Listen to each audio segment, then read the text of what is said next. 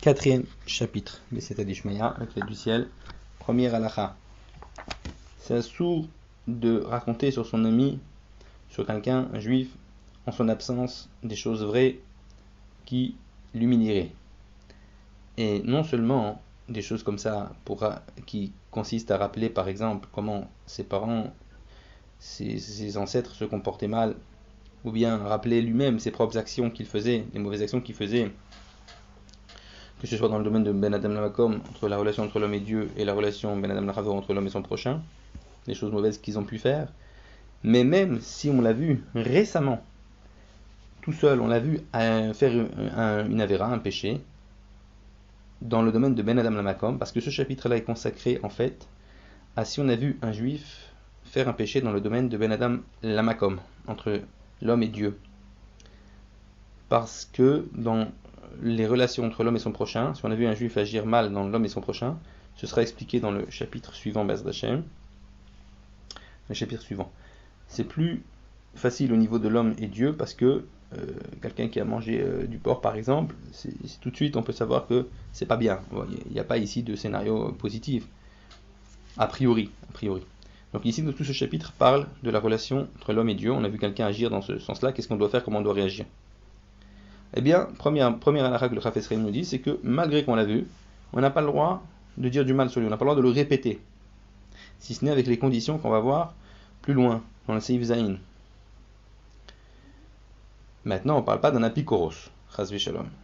Un apikoros, c'est un renégat, c'est quelqu'un qui nie la véracité de la Torah, il perd son statut de juif complètement, donc sur lui, il n'est pas concerné par les lois du Lashon Hara, et on expliquera son statut dans le Klal Chet Bli Neder, le 8e chapitre.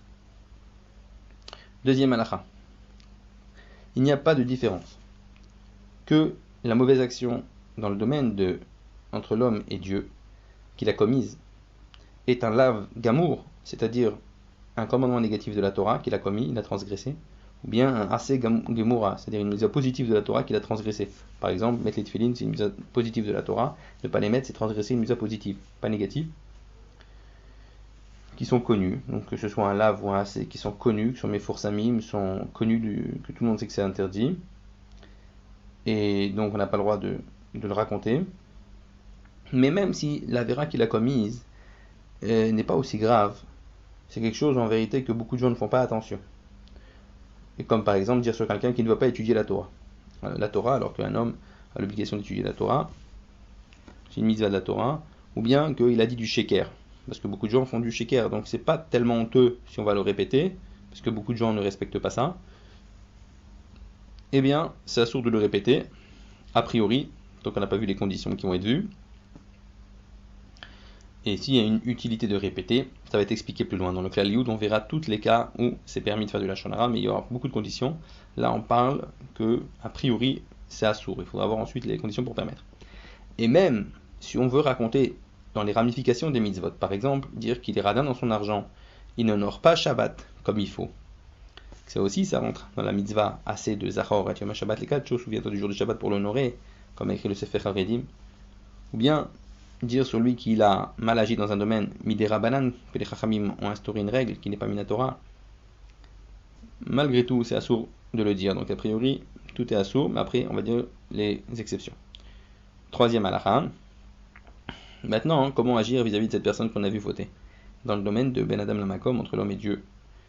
Si c'est un homme moyen, un juif moyen, qui en général ne faute pas, et de temps en temps il trébuche, et on peut imaginer qu'il a fait cette chose-là sans mauvaise intention, ou bien qu'il ne connaissait pas, qu'il ne savait pas que c'était quelque chose d'interdit. Donc si c'est quelque chose comme ça, qu'il ne savait pas que c'était quelque chose d'interdit, donc quelque chose de moins connu. Ou bien il pensait que c'était une khumra, donc une mesure de piété particulière, mais que c'était pas la halakha stricte. Et donc si on peut imaginer une de ces trois choses-là, qu'il n'a pas fait exprès, ou bien qu'il ne savait pas que c'était interdit, ou bien il pensait que c'était une khumra, dans ce cas-là, même si on a vu plusieurs fois transgresser cette chose-là, bevadaï, c'est évident qu'on doit, dans notre esprit, lui accorder le bénéfice du doute et se dire une de ces trois possibilités est la vraie, et donc surtout pas parler sur lui et l'humilier aux yeux des gens, et même dans notre propre fort intérieur, on n'aura pas le droit de le voir négativement cette personne-là, on n'a pas le droit de le haïr, pour ça, on doit juger le kaf zechut, c'est une mise à tasser de Raïta, une Torah, comme on a dit, Besedek Jivat Amitecha, pour beaucoup de poskim. Halakha Dalet. Maintenant, si on voit que ce fauteur-là, il savait que c'était interdit ce qu'il a fait, c'était quelque chose de trop gros pour dire qu'il ne savait pas, et qu'il a fait en plus exprès, comme par exemple des unions interdites, où il a mangé des choses interdites à manger, que tout le monde sait que c'est interdit, que tout le monde sait. Alors là, cette fois-ci, il n'a plus le bénéfice du doute. C'est certain qu'il a fait la Avera en connaissance de cause, mais c'est pas suffisant pour pouvoir parler sur lui, ça dépend. Si c'est un homme moyen, et on l'a vu trébucher une seule fois, en cachette, on n'a pas le droit d'aller raconter sa faute aux autres.